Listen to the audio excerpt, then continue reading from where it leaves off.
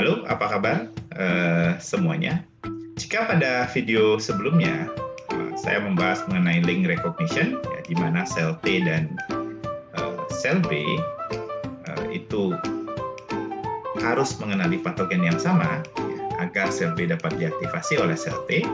Nah, maka pada pertemuan kali ini saya akan membahas mengenai bagaimana migrasi dari sel B ke nodus limfa dan proses aktivasi sel B oleh sel T di nodus limfa.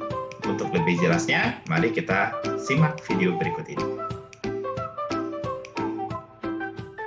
Aktivasi sel T oleh sel B itu berlangsung di nodus limfa dan pengenalan antigen oleh sel B juga berlangsung di nodus limfa. Nah, bagaimana proses migrasi dari sel B menuju nodus limfa dan kemudian meninggalkan nodus limfa ketika sudah teraktivasi ataupun ketika dia tidak berhasil menemukan antigen. Untuk mengetahui tersebut, mari kita simak video berikut ini.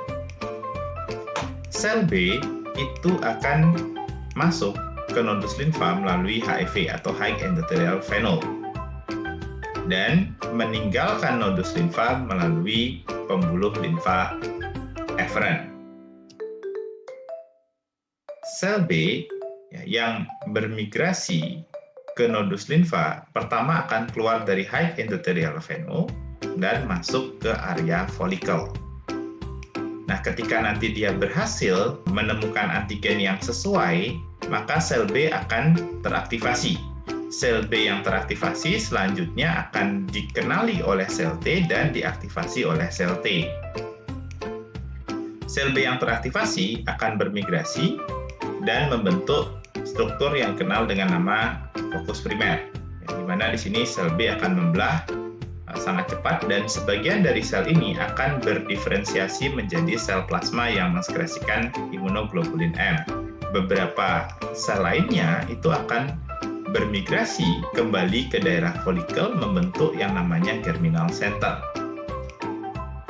Di sini, sel B itu akan mengalami hipermutasi somatik dan berdiferensiasi menjadi dua tipe sel, yaitu sel memori dan sel plasma.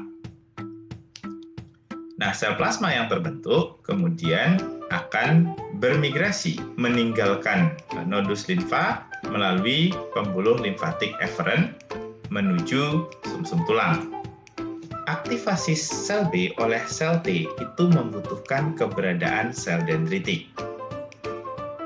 Nah, jika kita melihat gambar ini, kita bisa melihat bahwa ketiga sel itu ada pada area yang berbeda. Sel dendritik dan sel T ini berada pada zona sel T, sedangkan sel B ada pada daerah folikel. Ketiga sel ini masuk ke nodus limfa melalui HEV. Sel dendritik dan sel T itu bermigrasi ke nodus limfa akibat adanya kemokin CCL21. Sedangkan sel B bermigrasi ke folikel dari nodus limfa itu akibat adanya sitokin CXCL13. Sebelum dapat mengaktifasi sel B, pertama, sel T itu harus diaktifasi dulu oleh sel dendritik, sedangkan sel B harus diaktifasi oleh antigen yang ada pada daerah folikel. Nah, sel T dan sel B yang sudah teraktivasi itu akan bertemu pada daerah perbatasan antara zona sel T dengan daerah folikel. Sel T kemudian mengaktifasi sel B ya, melalui adanya ikatan antara CD40 dengan CD40 ligand dan sekresi interleukin oleh sel T. Antara lain adalah interleukin 4, interleukin 5, dan interleukin 6. Sel B yang teraktivasi kemudian membelah secara cepat atau dikenal dengan istilah mengalami proliferasi. Nah, setelah berproliferasi, sel B kemudian akan meninggalkan daerah folikel dan kemudian berdiferensiasi menjadi plasmablast dan kemudian sel plasma yang mensekresikan antibodi. Nah, selain itu, sebagian dari sel B itu juga akan berdiferensiasi menjadi sel memori. Nah, di mana sel memori ini sangat penting untuk memberikan perlindungan jangka panjang terhadap infeksi patogen. Nah, tadi kita sudah melihat ada 3 fase perkembangan dari sel B, mulai dari sel B naif, kemudian berkembang menjadi plasma blast, dan selanjutnya menjadi sel plasma. Nah, apa sih yang perbedaan dari ketiga sel tersebut? Nah, secara intrinsik kita bisa lihat, misalnya di sini dari keberadaan imunoglobulin di permukaan sel. Sel B dan plasma blast itu memiliki imunoglobulin yang cukup tinggi di permukaan sel, sedangkan sel plasma sangat sedikit. Ya, ini menandakan bahwa sel B dan sel plasma itu sangat aktif mengambil antigen yang ada di sekitarnya. Kemudian kalau kita lihat dari keberadaan MHC, sel B dan plasma blast itu memiliki MHC yang tinggi di permukaan selnya. Ini berkaitan dengan kemampuan dari kedua sel ini untuk mengekspresikan antigen ke permukaan sel dan kemudian diaktifasi oleh sel T. Sedangkan sel plasma ini tidak perlu lagi diaktifasi oleh sel T sehingga dia tidak memiliki MHC di permukaan selnya. Kemampuan untuk mensekresikan imunoglobulin, ya, sel B itu hanya akan mampu mensekresikan imunoglobulin ketika dia telah diaktifasi oleh sel T. Nah, ini ditandai dengan apa?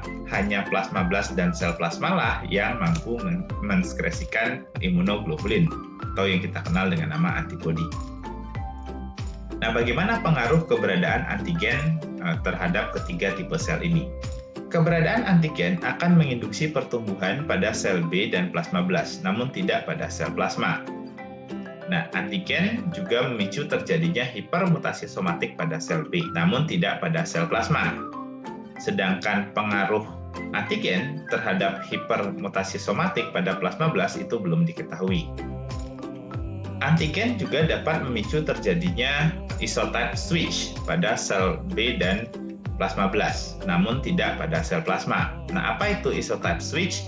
Adalah pergantian jenis antibodi dari IgM yang merupakan antibodi yang pertama kali dibentuk menjadi antibodi tipe lain, seperti misalnya IgA, IgG, ataupun Ig. Baik, sekian penjelasan mengenai proses migrasi dan aktivasi dari sel B. Terima kasih atas perhatiannya. Kita akan ketemu pada video.